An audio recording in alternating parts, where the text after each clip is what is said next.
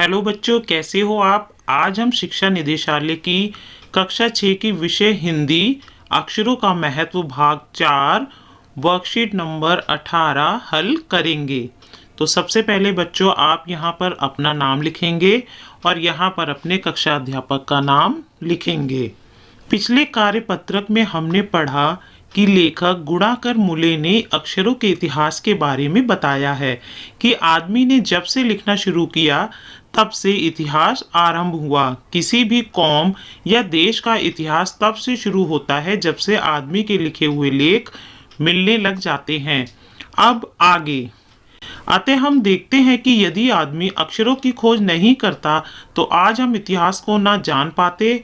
हम यह ना जान पाते कि पिछले कुछ हजार सालों में आदमी किस प्रकार रहता था, क्या क्या सोचता था, कौन कौन राजा हुए इत्यादि।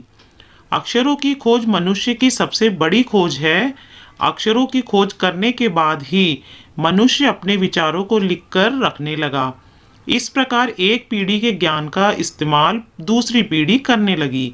अक्षरों की खोज करने के बाद पिछले 6000 सालों में मानव जाति का तेजी से विकास हुआ। यह महत्व है अक्षरों का और उनसे बनी हुई लिपियों का।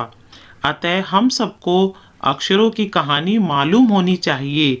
आज जिन अक्षरों को हम पढ़ते लिखते हैं वे कब बनाए गए, कहाँ बने और किसने बनाए, यह जानना भी जरूरी है। तो आइए बच्चों, अब हम प्रश्न हल करते हैं। गद्यांश के आधार पर निम्नलिखित प्रश्नों के उत्तर दीजिए। प्रश्न 1, सोचकर लिखिए कि अक्षरों की खोज से मनुष्य को क्या लाभ हुए। तो इस प्रश्न का उत्तर इस प्रकार से लिखेंगे। अक्षरों की खोज के बाद से ही मनुष्य अपने विचारों को लिखकर रखने लगा। इस प्रकार एक पीढ़ी के ज्ञान का इस्तेमाल दूसरी पीढ़ी करने लगी। प्रश्न 2, यदि अक्षरों की खोज ना होती तो क्या होता। तो इस प्रश्न का उत्तर लिखेंगे। यदि अक्षरों की खोज ना होती तो आज हम इतिहास को ना जान पाते। हम यह ना जान पाते कि पिछले कुछ हजार सालों में आदमी किस प्रकार रहता था, क्या क्या सोचता था, कौन कौन राजा हुए इत्यादि। प्रश्न 3, लिखित और मौखिक भाषा की लाभ हानि के विषय में अपने दोस्तों से बातचीत करके लिखिए। तो इसका उत्तर कुछ इस प्रकार लिखेंगे। लिखित भाषा के माध्यम से हम अपने विचारों और सूचनाओं को लिखकर सुरक्षित रख सकते हैं, परंतु लिखित भाषा का प्रयोग एक अशिक्षित व्यक्ति नहीं कर सकता है।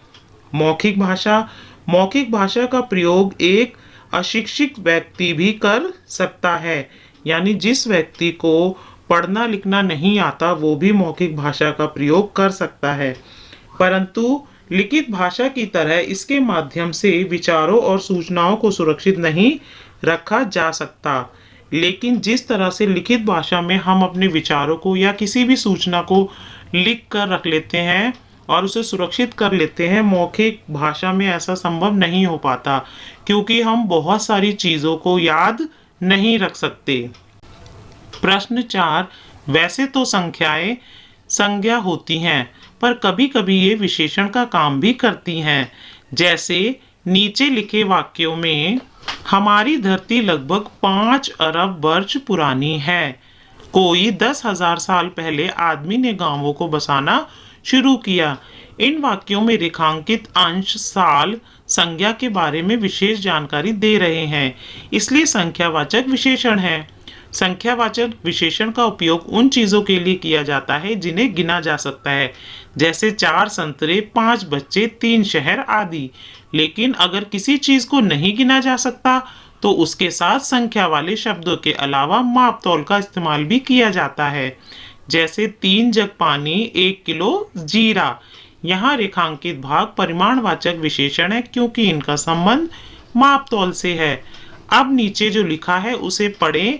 रिक्त स्थानों में दिए गए माप तौल के उचित शब्द छांटकर लिखिए। तो यहाँ पर हमें दिया गया है प्याला, कटोरी, एकड़, मीटर, लीटर, किलो, ट्रक, चम्मच। तो चलिए बच्चों, अब इन्हें हम नीचे दिए गए खाली स्थानों में भरते हैं। पहला 3 डैश खीर, तो यहाँ पर हम भरेंगे कटोरी, 3 कटोरी खीर। नंबर 2, 2 एकड़ जमीन, तो यहाँ पर आएगा एकड़। नंबर 3, 6 मीटर कपड़ा, यहाँ पर भरेंगे मीटर।